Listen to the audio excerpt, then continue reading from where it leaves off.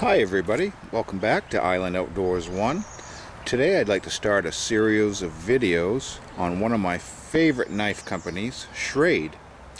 I thought it would be appropriate to start with a history of Schrade knives to pay tribute to a company that was owned and operated in America for over 100 years. I apologize up front for any inaccuracies or omissions, as this was like a jigsaw of dates to try to piece together.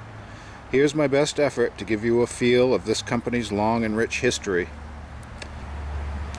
We'll start in 1892 to 1893 when George Schrade patents an improved switchblade with its release button in the bolster. He then forms the Press Button Knife Company. And switchblades used to be immensely popular way back in the old days, believe it or not. Then we move on to 1902. A man named E.C. Simmons bought the Walden Knife Company. In 1903, George Schrade sells the Press Button Knife Company to the Walden Knife Company.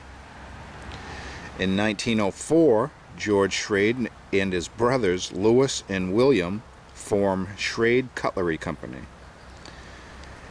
In 1923, after World War I, E.C. Simmons sells Walden Knife Company to Winchester, who has empty factory space after the war for cutlery production. And I think Winchester was in Connecticut, but I'm unsure if the Walden Knife Company moved to Connecticut. And the next date is my best guess, and I'm guessing 1924. I couldn't find the exact date.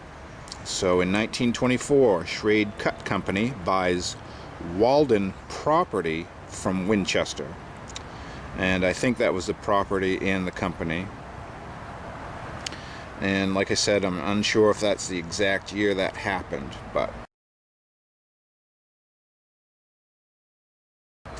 our next date, we have Albert Bear, under Kingston Cutlery Company, buys Schrade Cutlery Company and renamed it Schrade Walden Cutlery Corporation, and that's a later division of Imperial Knife Associated Companies Group.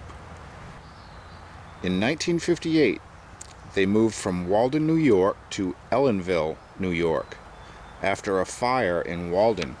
In 1959, Schrade's old-timer line was introduced.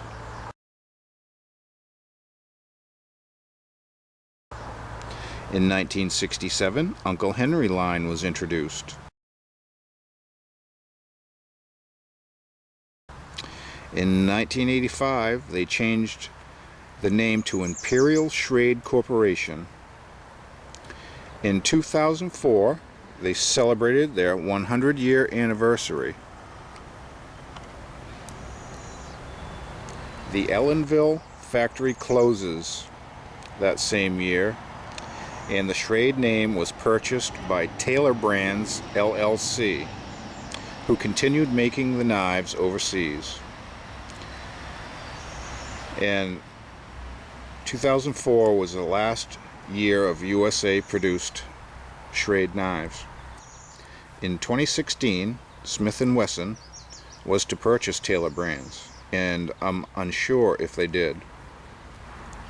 And again, I apologize for any missed dates of significance, or if I forgot to mention any names that should have been included.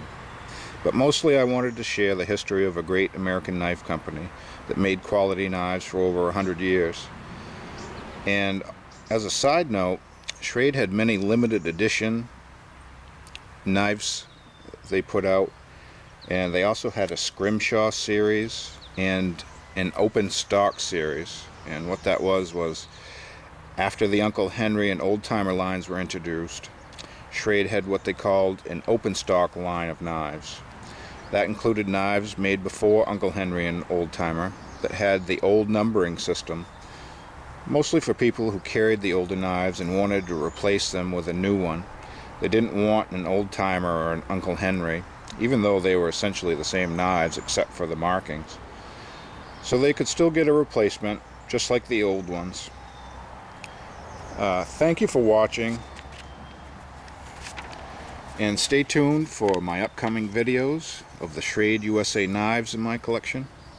And please subscribe to my channel to get all of my videos as they come out. Have a great day, everybody. And here's just a sample of some of the knives and the histories. On the right hand side you can see some of the old-timer knives. Here was the 100th anniversary knife, the year they closed. Here's a couple of the old Uncle Henry knives. And here's the Scrimshaw series on the left. And here's a Schrade and a Granddad's old timer.